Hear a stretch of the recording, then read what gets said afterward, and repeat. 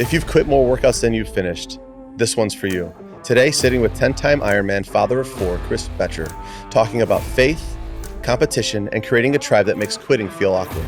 By the end, you'll have a simple plan to start or restart the journey on becoming the man that you were created to be. Welcome back, or welcome to Raising Rebels. Today, we have a very special guest. I'm really excited to get into our conversation. 10-time Ironman, father of 4, involved in the health industry and coaching men to become the very best version of themselves.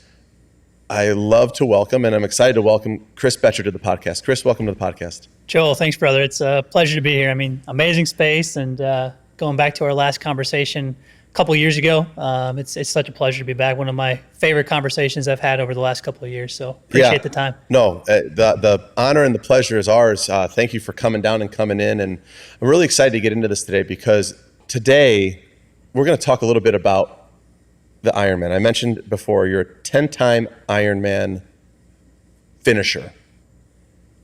Explain to us a little bit what the Ironman race is. Yeah, so it's built around a triathlon, which is swimming, biking, and running in that order. It's a 2.4 mile swim, followed by a 112 mile bike, followed by a marathon, 26.2 miles. So the marathon's at the end. Marathon's at the end. After you've already swam and biked. I think they would do it because they feel like if anybody's going to fall over, let's have them fall over when they're running, not when they're in the water cramping up. And that's true. But what made you want to do an Ironman? I mean, I get tired thinking about doing something like that. Like, what made you want to do an Ironman to begin with, and then again do 9 more of them after?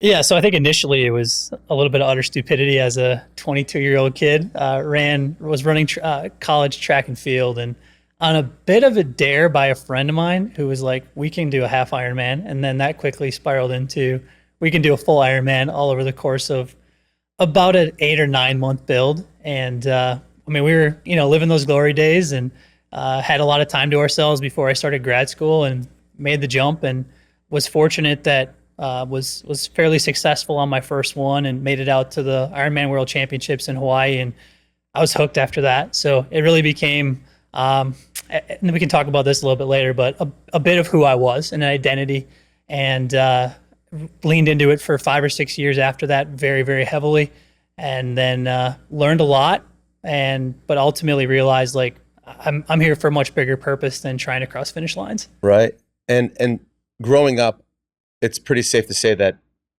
athletics had a pretty big role in your life. 100%. Yeah. I'm the oldest of 4 boys. So it was pretty cutthroat in that house. Lots and lots of competition. Even if it wasn't organized competition, we were creating our own competition in the backyard until somebody inevitably got hurt and went crying to mom. But I mean, it really was my purpose in life until I was, 25, 26 years old was competing in athletics, and poured everything I had into it as long as I possibly could. What sports did you play growing up? You name it, we probably played it. I mean, everything from my best sports were basketball and track and field, but played high school football, played baseball through my junior year of high school, dabbled with even soccer and cross country a bit through like 8th and 9th grade. And how, and then you ran track. You ran track in college. Where'd you run track at? Yeah, Concordia University up north, just north of Milwaukee, and went there originally because I still had college basketball aspirations, and then I realized a 6'2" white kid who couldn't jump and wasn't very athletic wasn't going to cut it for very long. So yeah, probably not a bad choice. When it comes to training for an Ironman, tell me a little bit about that process.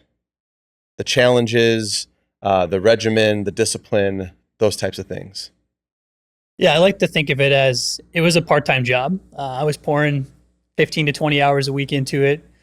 Usually that was roughly 2 to 3 swims a week, usually 3-ish rides, and then somewhere in the same ballpark for 3 to 4 runs per week. So I usually try to take my Sundays off, just make sure that I was honoring the Sabbath, but also giving my body a chance to play catch up, because it can be easy to just break yourself down. And I did a good job of that as is. And but it was one of those things that looking back on, I put my body through some absolute hell, and I'm paying for some of that now. There's no doubt about that. Well, yeah, and I want to talk a little bit about the mental toughness involved in running an Ironman, because a marathon is tough enough as it is, let alone preceding that with a swim and a bike. So tell me a little bit about the mental part of the race in itself, like the times you wanted to quit, you know, what are you saying to yourself as you're going through that race?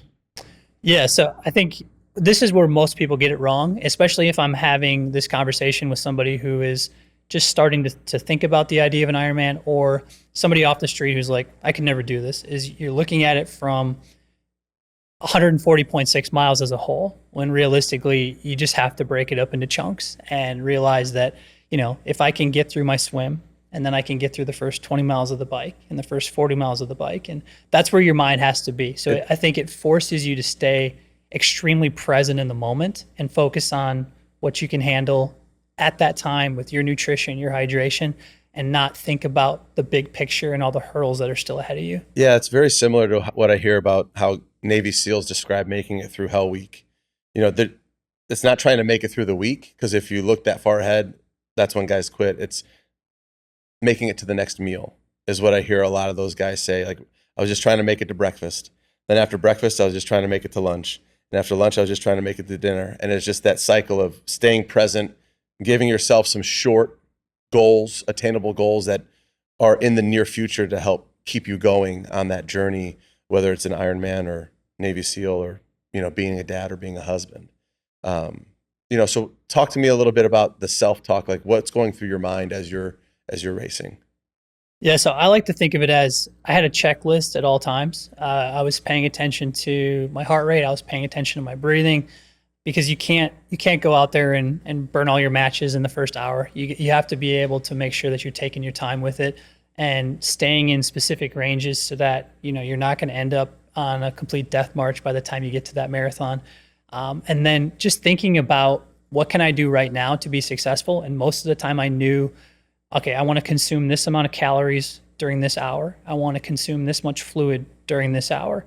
I need to make sure that I'm, you know, not only pacing myself, but also not letting myself get too far out in front of it. So I'm a math guy, so I played a lot of math in my head with some of that stuff. Okay. You know, percentages and things like that. Of I'm 10% to my next checkpoint, and I've taken 25% of my calories in for this hour. And I know that's probably, you know, not everybody's strategy for it, but it allowed me to just, again, stay focused on that specific moment that I was in, and control the things that I had control over, and ultimately be able to just stay present to be successful.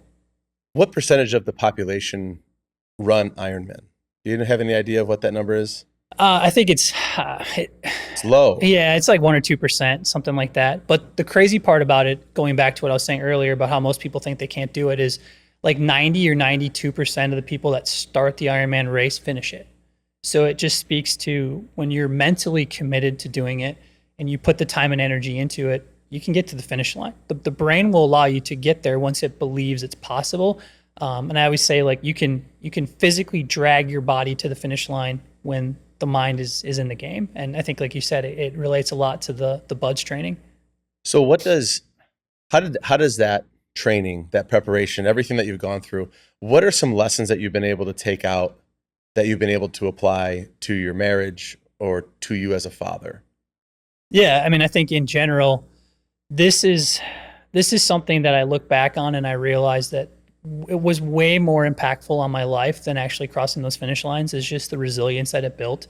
And, you know, I've with 4 young kids, and just like you, it's chaos. You know, we just had a full week of stomach bug going through the house, and it's like, it's absolute madness most weeks, but ultimately, like, this is what I'm here for. And I know that I'm prepared to handle whatever's thrown my way. And it doesn't have to be perfect, but I know I can overcome that. And I think that's been extremely powerful, and something that I think we're all wired. We're only given by God what we can handle. And if we couldn't handle it, he wouldn't put it on our plate. And that's kind of how I like to view life in general these days. And I think Ironman really helped solidify that mindset for me. During those races, did you ever get to a point where you're like, I'm done? Like I can't go anymore. Like I'm quitting. Well, I can say that I've walked large stretches of a marathon at the end, only twice when Yeah. my stomach had. I won't get into those details with Yeah, with please your don't. listeners today, but I never quit. I've never quit a race, and I've put myself in a position where I think I told myself that wasn't even a possibility. So. Obviously there could have been a bike injury. There was a mechanical issue on the bike where one time I was removed from the course simply because I was 20 miles into the race and the chain on my bike broke, and they were Okay. like, you can't finish the race. But outside of that, like that's the only time I've ever been physically taken off the course. And what's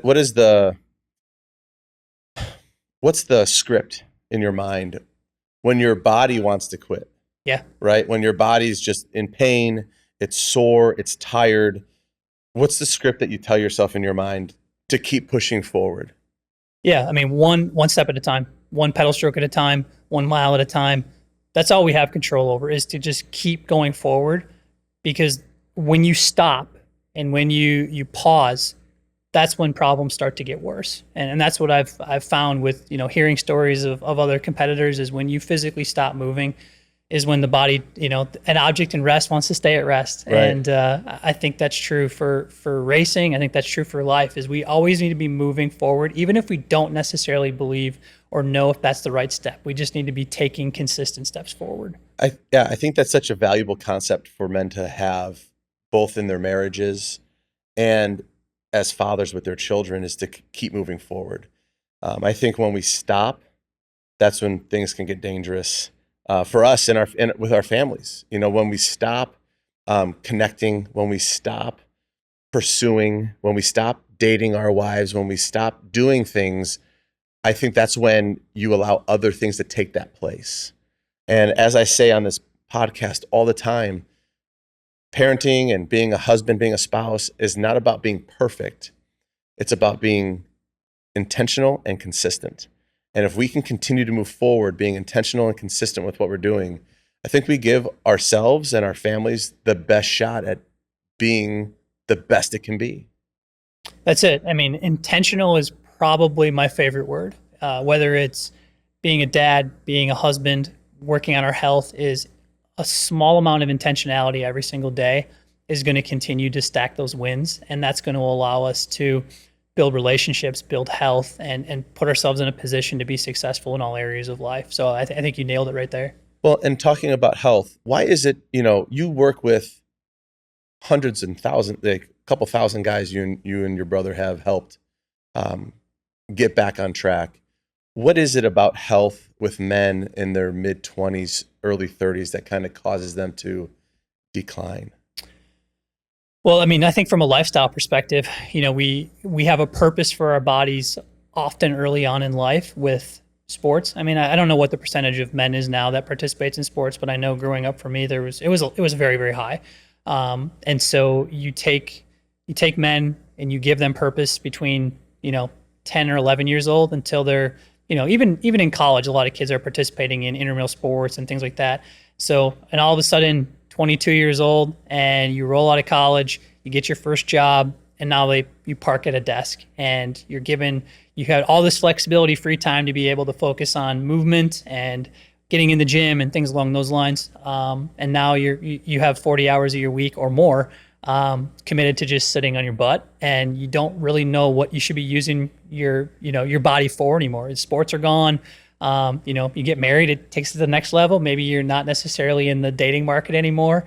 And and your responsibilities just keep growing. And I think that's why, you see a lot of these 20 and 22-year-old gym bros out there trying to preach to everybody because they think they got the world figured out. But the reality is they're focused on themselves. That's the only person they've got to take care of. And life's pretty easy. And as those responsibilities, you don't know how easy you got it that's until right. It's gone. That's right. And I mean, we're so blessed with everything that we do have, but we do need to stay intentional, as you said. And without it, we don't have a prayer of being able to be successful.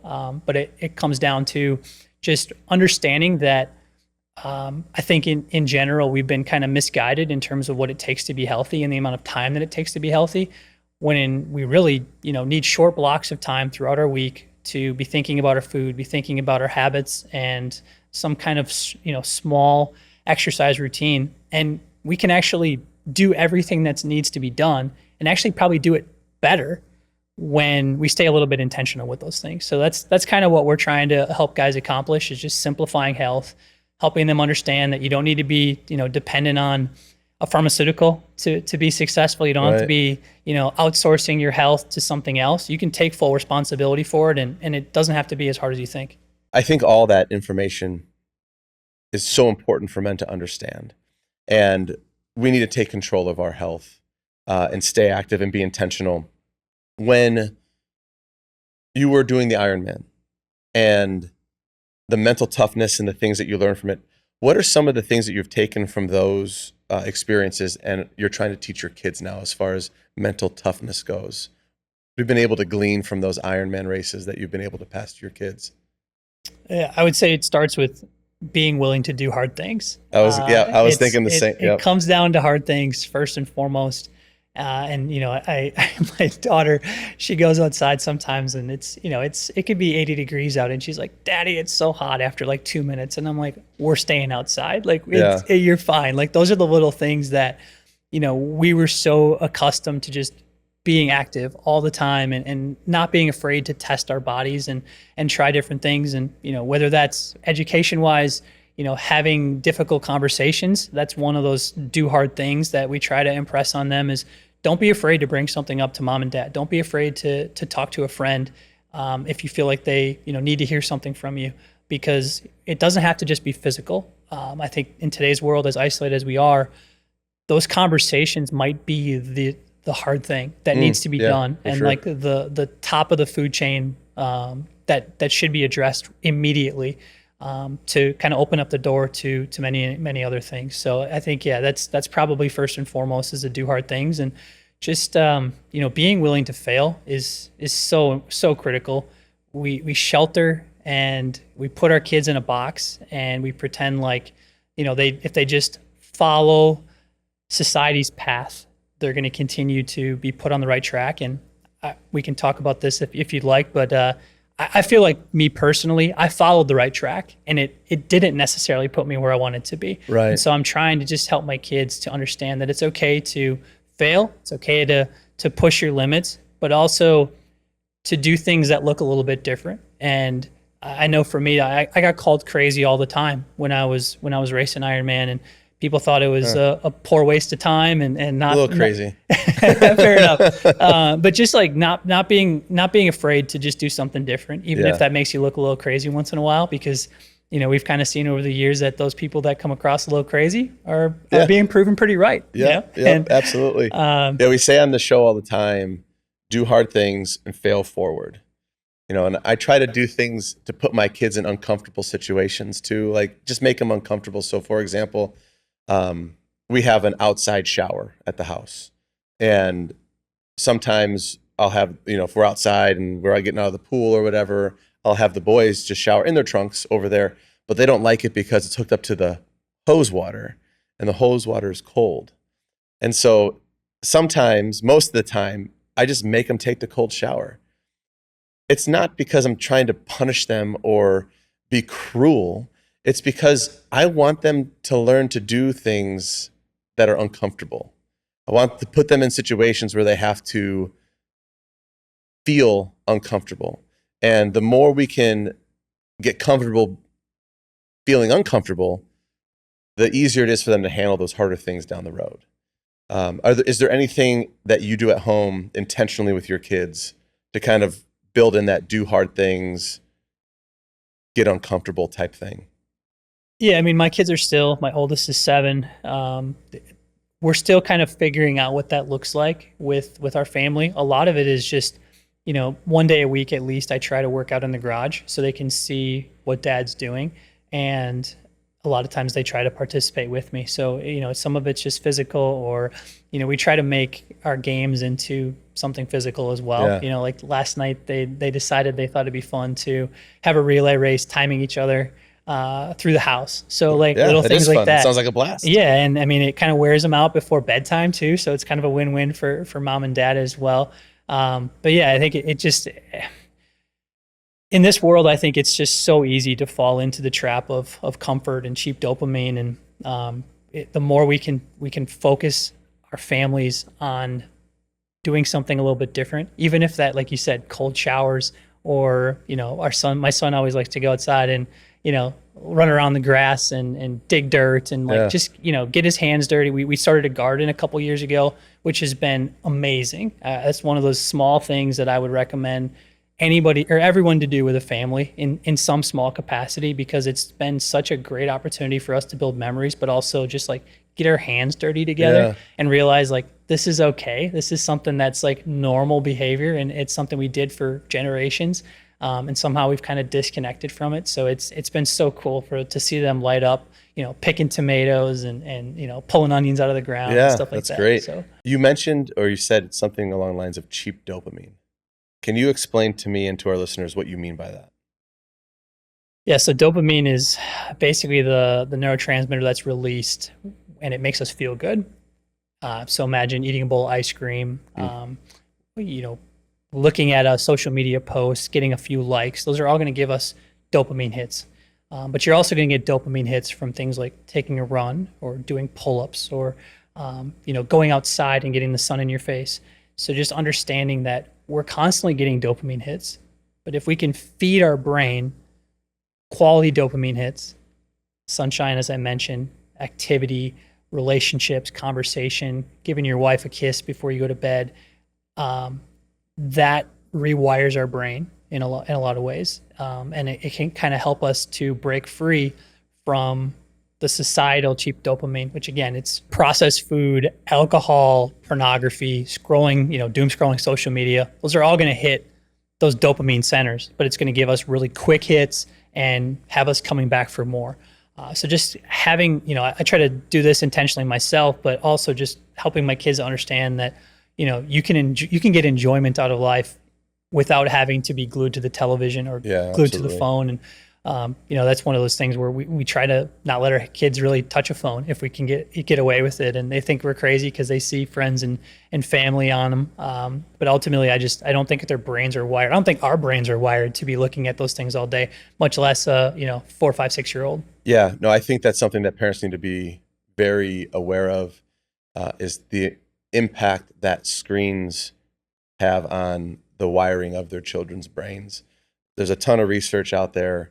We're not going to get deep into that here, but it's just something that parents need to look into about the right amount of time, what they're allowed to view, what apps and things that they're able to look at, what even games they're allowed to play.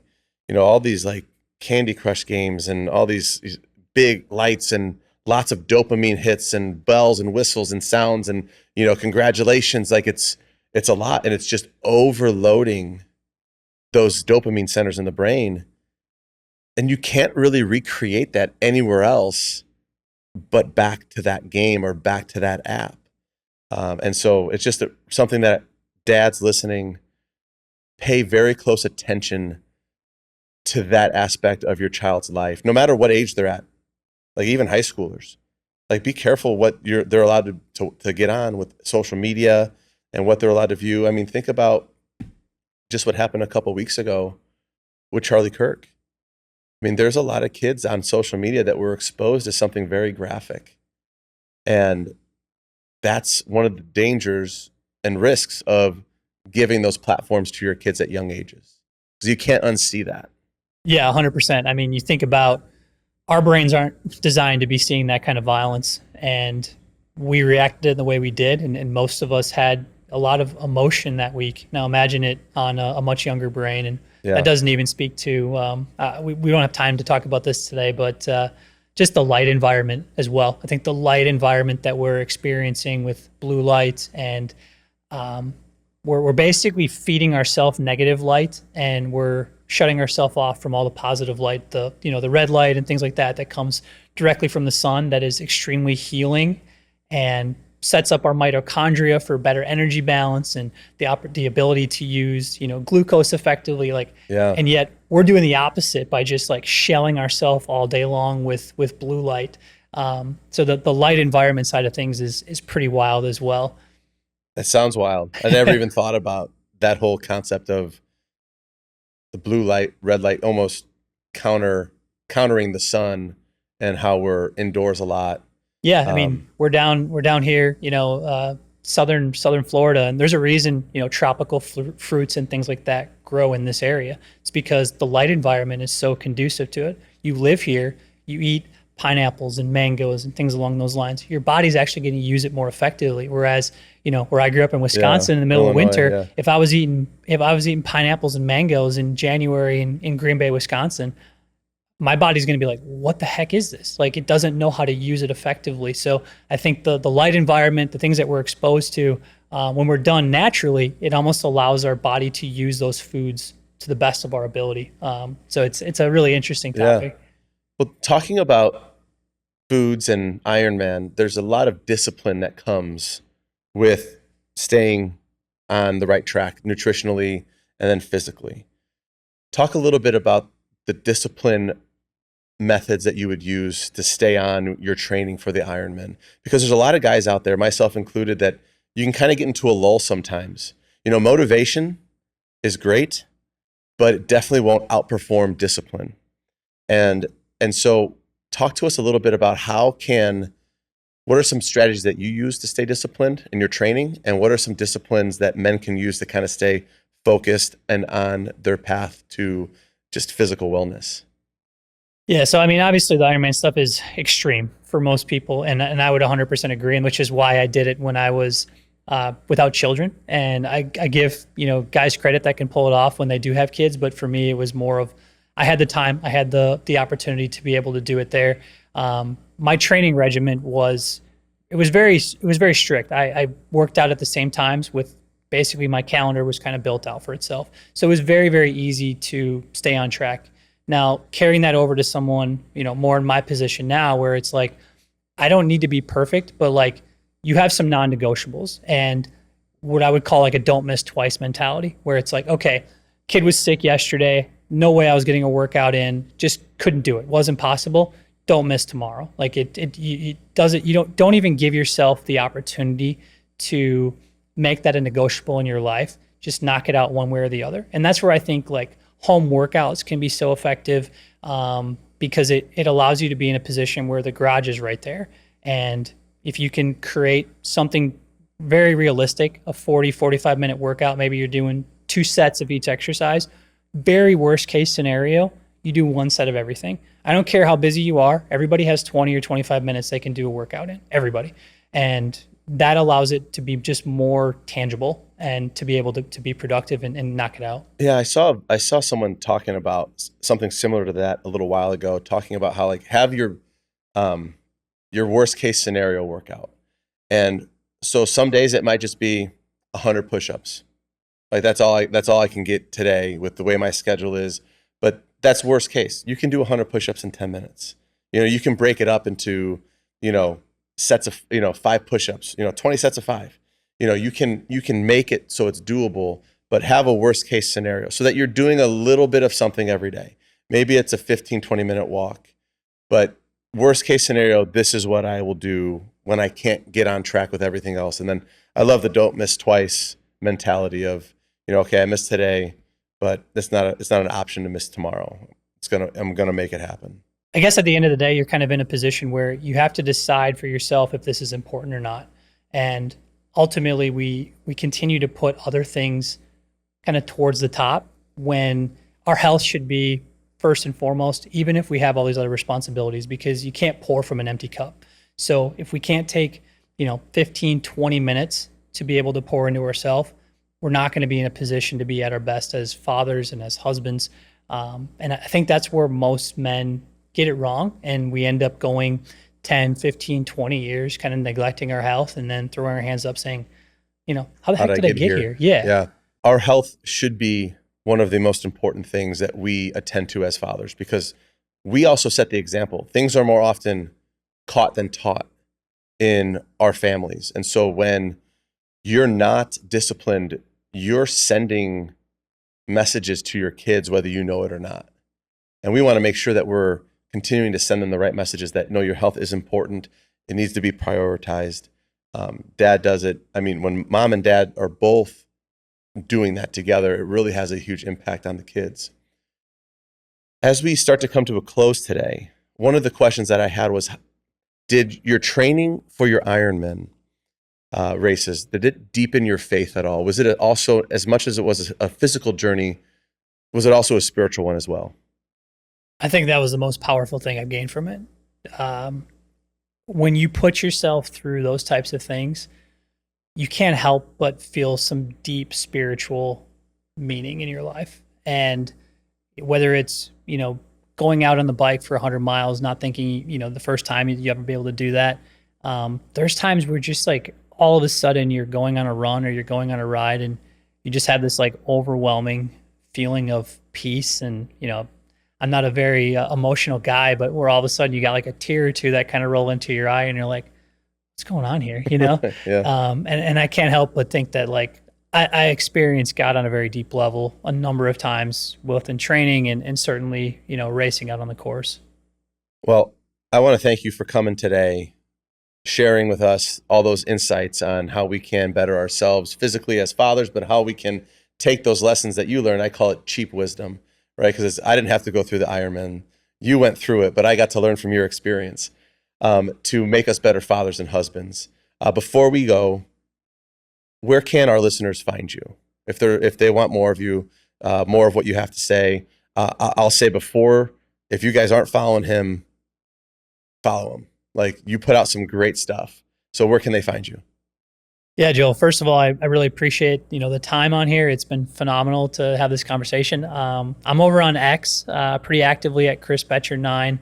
We also have a regular newsletter that we put out between my brother and I.